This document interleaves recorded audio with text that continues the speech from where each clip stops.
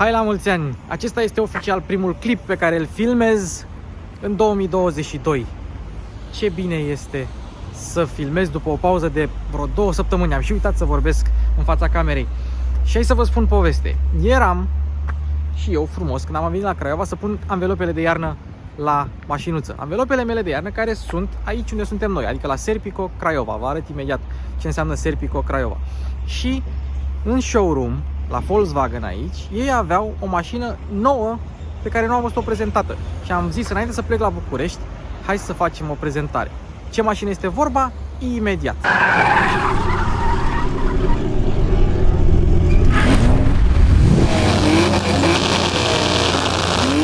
Aici, la ieșire din Craiova, în zona metro, este Volkswagen Serpico Craiova. Prietenii noștri care m-au mai ajutat pe mine foarte, foarte mult când am avut nevoie cu ID3, cu Tiguan pentru filmare și au și un Caravel, dar nu aceasta este mașina pe care trebuie să o filmăm. Pentru că aici, în fața showroom-ului, au la test drive ID3 Polo Golf și această mașină care urmează să fie înmatriculată. Momentan îi facem doar o prezentare statică. Este vorba despre noul Volkswagen Taigo. Bun, începem cu prețurile, da? 19.000, 11 euro preț de listă, cu 1.600 mai mult decât Polo și cu 600 mai puțin decât T-Cross. Deci mai scump decât Polo cu 1.600 și mai ieftin, culmea, decât T-Cross cu 600 de euro. O să intrăm imediat în diferențele acestea de categorie, dar aceasta este o echipare Style cu ceva dotări pe ea. Style este sub Airline și peste Life. Revenim cu detalii cu privire la echipări. Și are ceva dotări pe ea. 25.800 de euro cu TVA inclus, fără Rabla. Momentan programul Rabla nu este activ când filmez eu acest lucru. Din acest motiv spunem și prețul de listă. Dacă vreți un X6 de buget, acesta sau aceasta este singura opțiune. De ce? Pentru că Taigo este probabil primul SUV coupe de clasă mică disponibil pe piață la ora actuală, pe piața europeană. Și da, este subcompact, clasă mică, deși o să vorbim și despre dimensiuni. A fost lansată în Brazilia sub numele de Nivus prin 2020, apoi prin alte piețe în 2021 și în iulie 2021 a apărut în Europa sub numele de Taigo. Taigo sau Taigo. Aici încă există dubii. Bun, Taigo și Taigo sau Taigo și Nivus sunt modele identice. Singura diferență este că pe modelele de Brazilia nu ai filtru de particule și ai ceva putere mai mare la motoare și faptul că pe Taigo primești trapă, dar nu primești trapă în Brazilia pe Nivus. Și este un model care, dacă vă vine să credeți, s-a dezvoltat fără niciun fel de prototip fizic. S-a folosit doar realitate virtuală și realitatea augmentată. Astfel au reușit să reducă timpul de dezvoltare al mașinii cu 10 luni și să o aducă și la noi mai simplu. Mașina folosește platforma de Polo, adică MQB de generație 2 A0.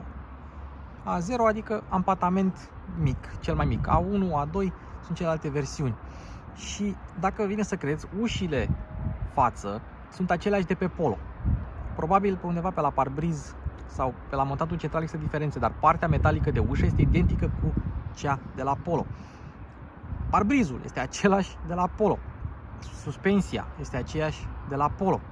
Și multe componente din interior sunt și ele luate de pe Polo. Nu veți avea tracțiune integrală pe mașinuța aceasta, deoarece platforma MQB A0 nu suportă tracțiune integrală. Deci avem bară de torsiune pe spate și direcție electrică, motor amplasat transversal.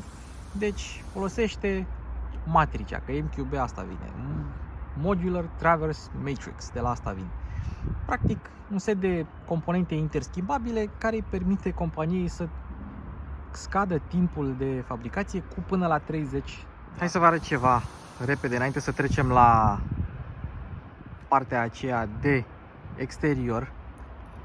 La fel cum a făcut Ford cu Puma, să modifice o Fiesta și să-i pună niște prinderi, cum să-i spun eu, improvizate. Așa a făcut și Volkswagen, însă Volkswagen a făcut ceva mai elegant această soluție cu mai multe prinderi, două prinderi, și practic au lărgit capota de Polo și au pus aceste prinderi. Nu au făcut o capotă de la zero.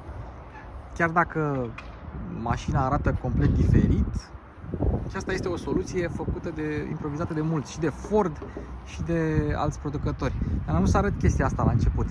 În rest avem antifonare și nu avem amortizoare. Dar da, chiar citisem despre chestia asta, că au modificat capota de Polo, am vrut doar să vedeți o confirmare.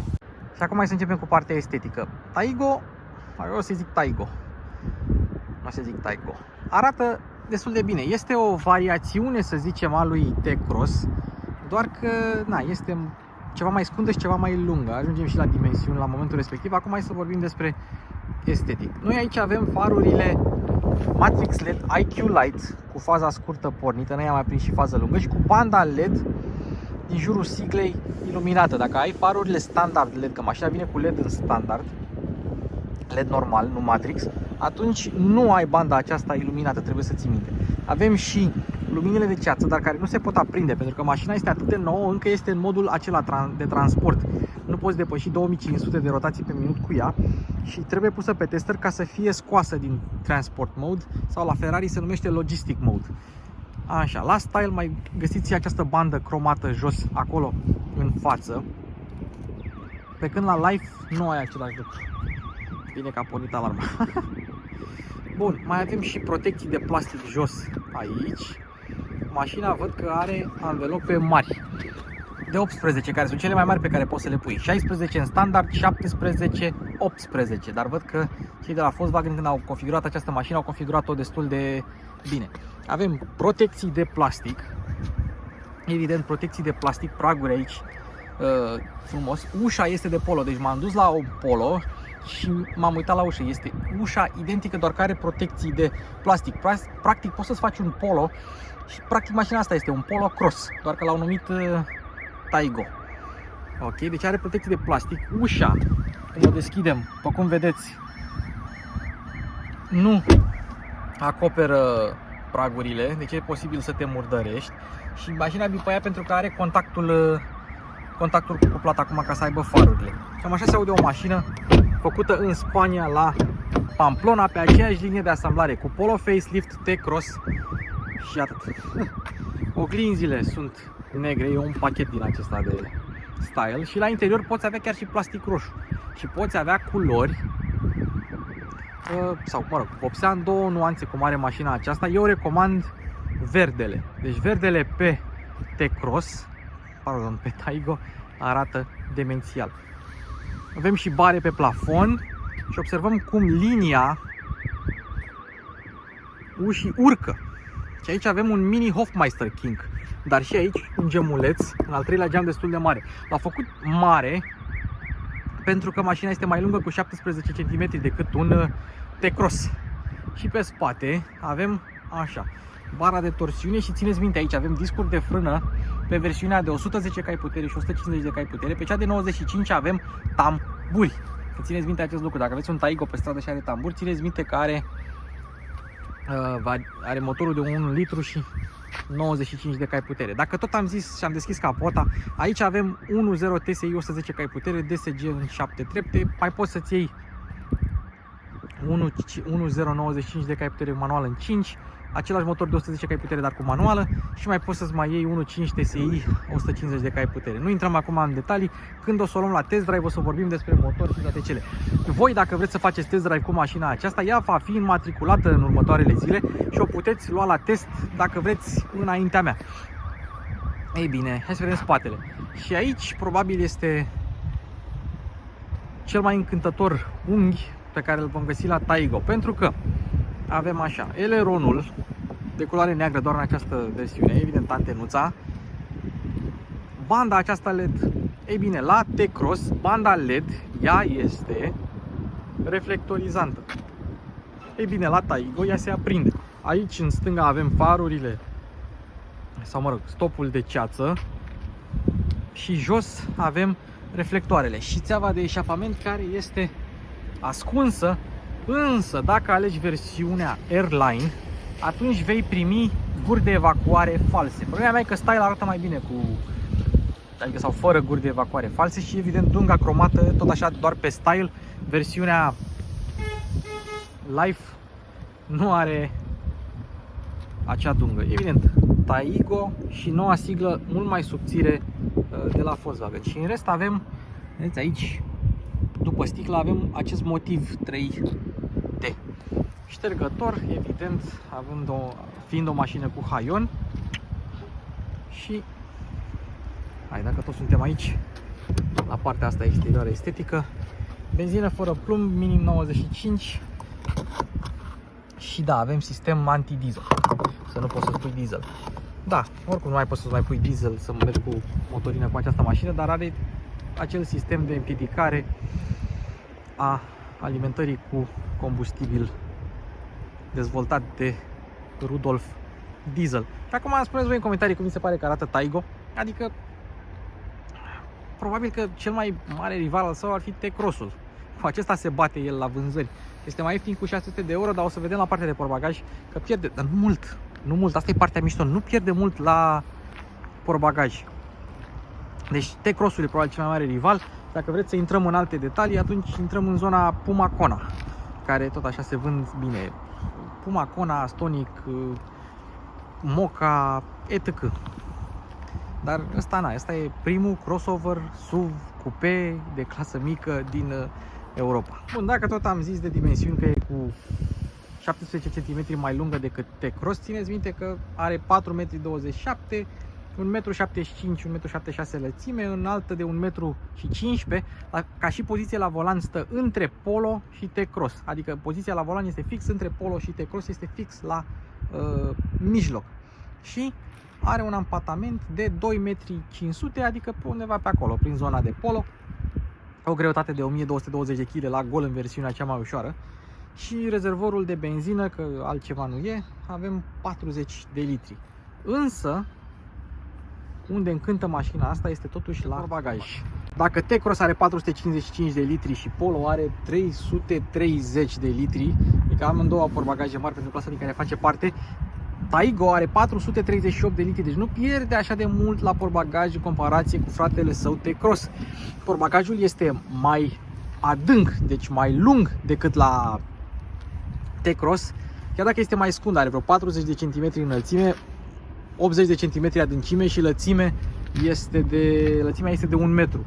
Deci el este mai lung decât la T-Cross, dar puțin mai scund, așa că să țineți minte ce fel de bagaje băgați dacă nu știți dintre aceste două mașini pe care să vi le cumpărați.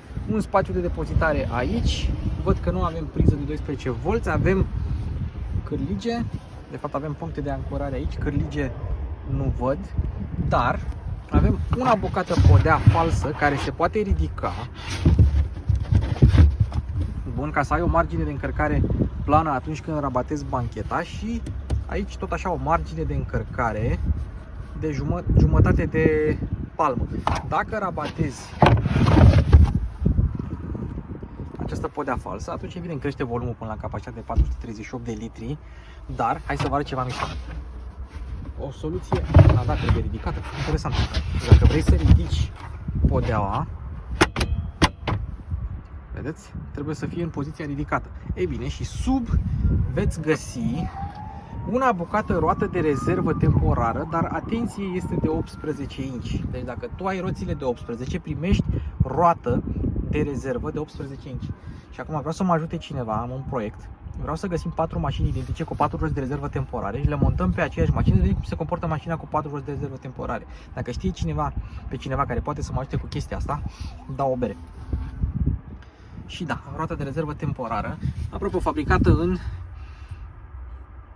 mai 2021 și mașina a fost prezentată în iulie. Taram, roata de rezervă de la Taigo. Deci avem un portbagaj destul de mare, podea plană dacă ții podeaua falsă ridicată, un volum destul de ok, adică mai mare decât la Kona. Puma rivalizează la portbagaj cu Taigo, mai mare decât la Kona, mai mare decât la mulți rivali, mai mare decât la Stonic.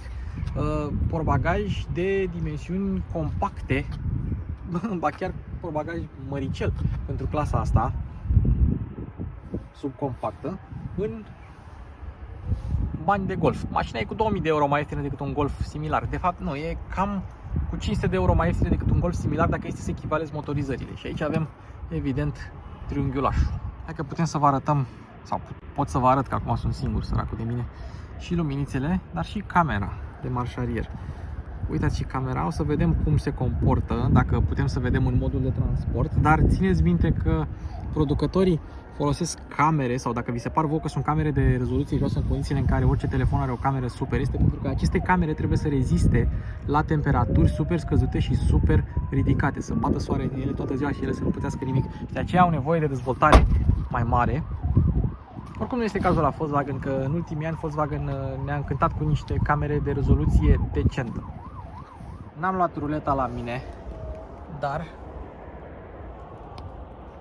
mașina are, nu știu cât are garda la sol, undeva între Polo și T-Cross, dar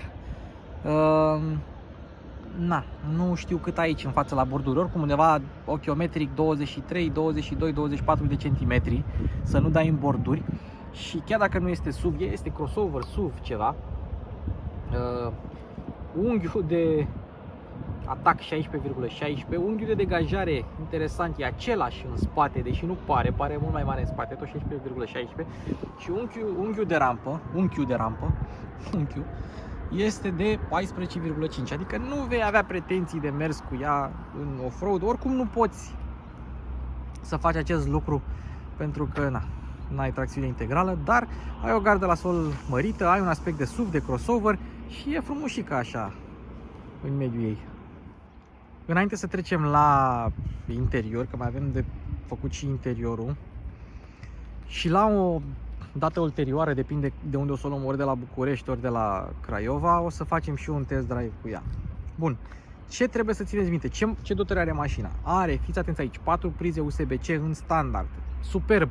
Apple CarPlay, Android Auto, adică pachetul App Connect, vine în standard. Nu mai trebuie să mai plătești, cum se întâmplă la Polo. De fapt nici la Polo, ba nu, și la Polo Facelift trebuie să plătești, cred, nu știu sigur. Bun, jante de aliaj, nu ai tablă, pe 16, în standard. Faruri LED, da? Fază scurtă, fază lungă, nu sunt Matrix, dar sunt LED în standard. Volan multifuncțional îmbrăcat în piele și volan reglabil pe înălțime și profunzime. Dar acum hai să trecem la dotări opționale. Și aici avem o listă destul de multă, eu am ales doar câteva care merită totuși menționate. Vopseaua metalizată verde, Visual Green Metallic, 500 de euro, sau dacă vrei în nuanță dual ton, biton cu negru, e bine, ea costă 737 de euro, dar doar pe Style și pe Airline, pe Life nu. Climatronic 350 de euro, că vine cu AC în standard.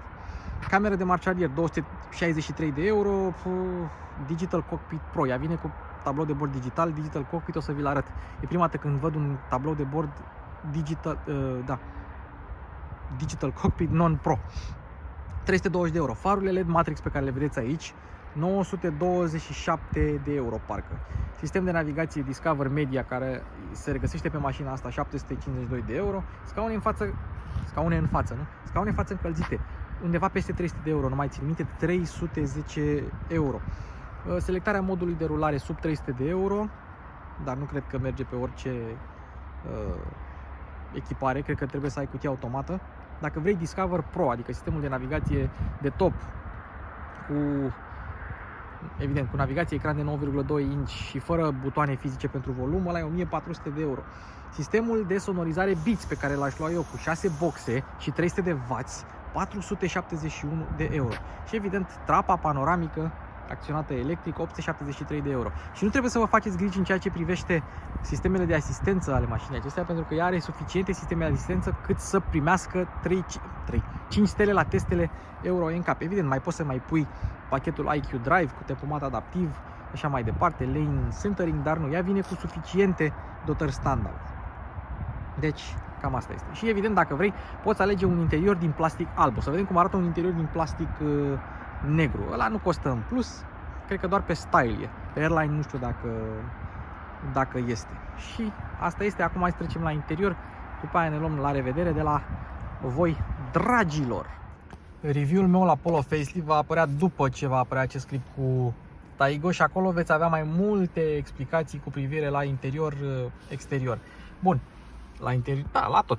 E același motor, 1.0 TSI DSG, mașina nu e cu mult mai grea. Bun, deci avem materiale moi. Volanul același de pe Polo facelift, cu piele în standard, comenzi pe volan, tot. Aici avem materiale tari, la fel ca la Polo, la fel ca la Golful de bază. Aici material textil, comenzile pentru oglinzi și gemulețe. Așa. Piano black în bord și bordul este preluat de la Polo. Piano black aici și aici avem altă nuanță de plastic vopsit și lăcuit. Interesant. Bun. Cheia fizică, una este în contact și vedeți că are toate decorațiile aprinse pentru că este în TRA. Vedeți acolo? TRA, de la asta vine. Transport mode. Asta este cheia.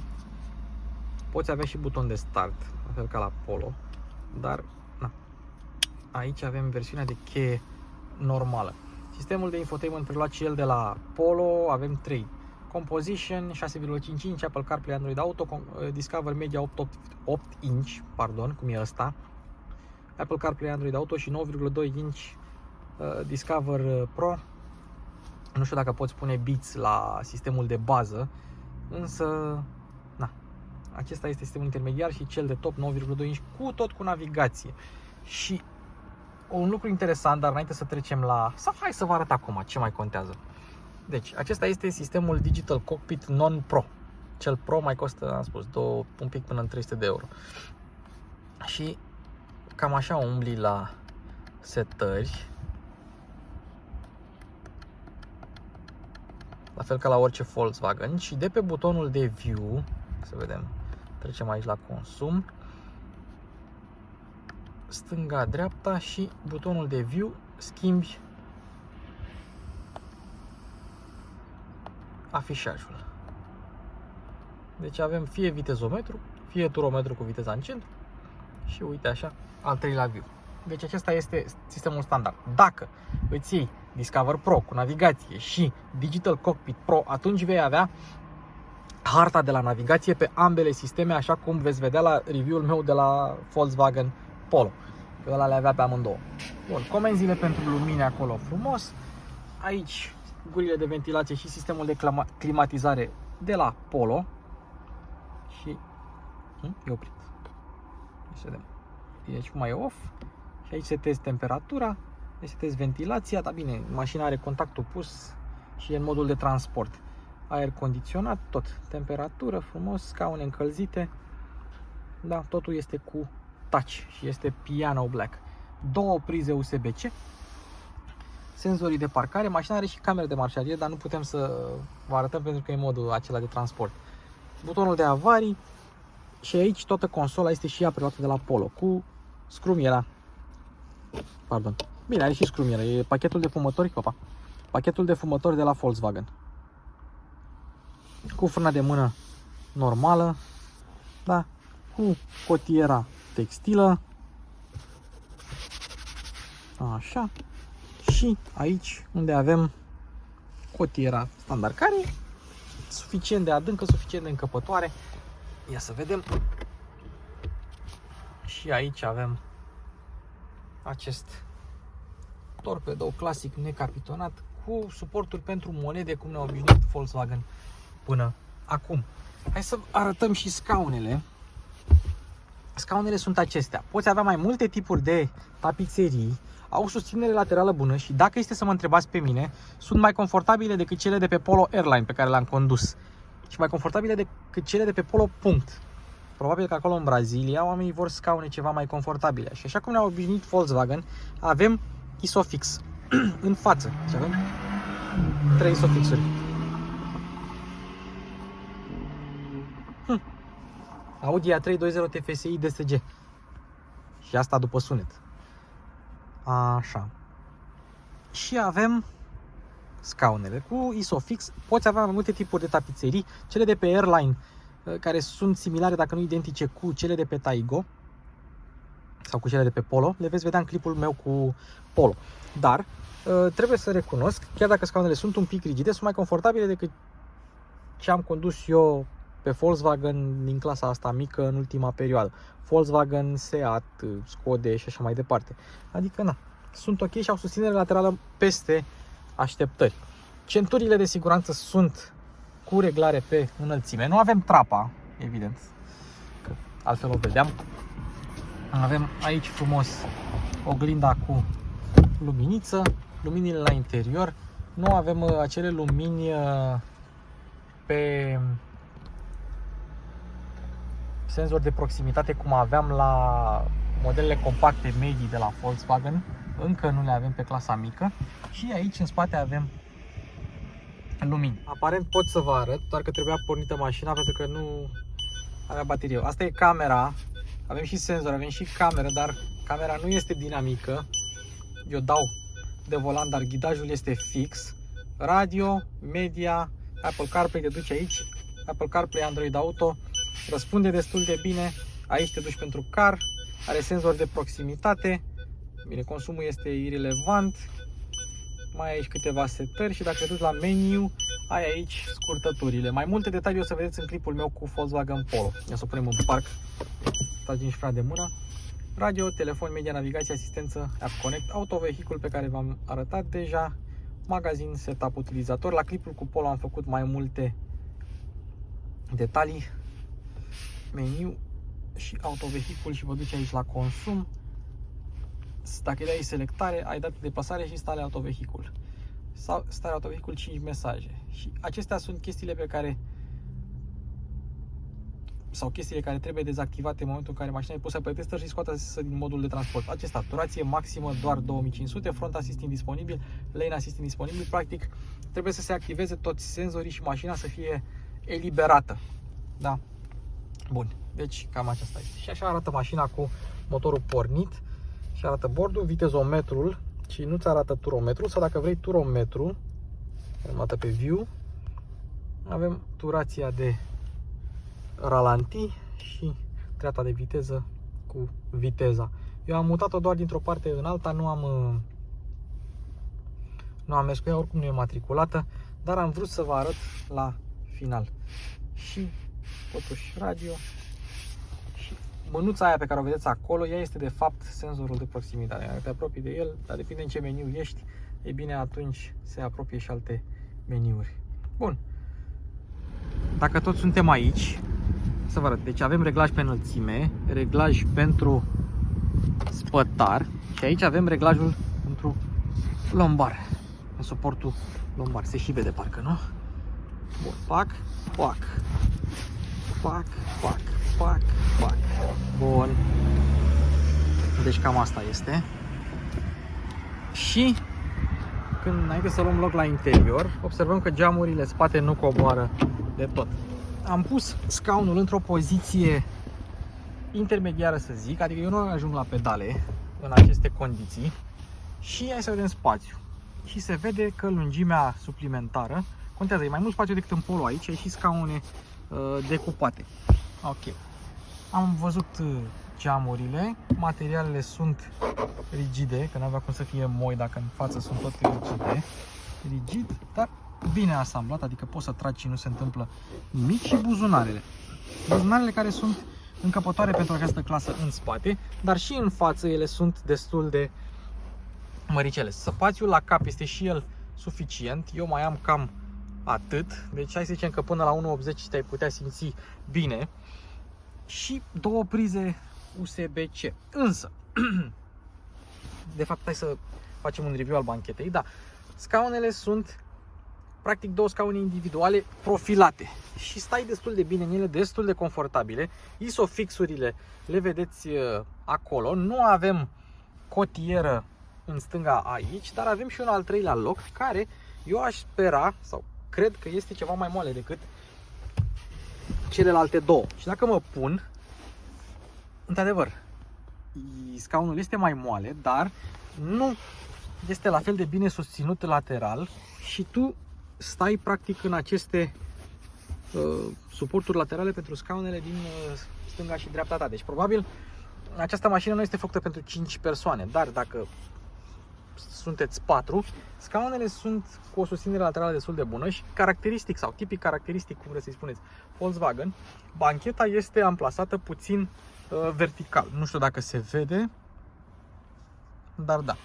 În spate vizibilitatea este bună, dacă stai în față, m-am uitat eu, este suficient de bună. Într-adevăr, în oglindă, care nu este foarte mare, vezi ce se întâmplă prin lunetă, dar necesită un pic de obișnuință. Și, ca să încheiem, avem aici acest tunel central, pe care, sincer, puteau să nu-l pună, având în vedere că nu poți să pui tracțiune integrală, dar na, așa sunt ei, nemții obișnuiți.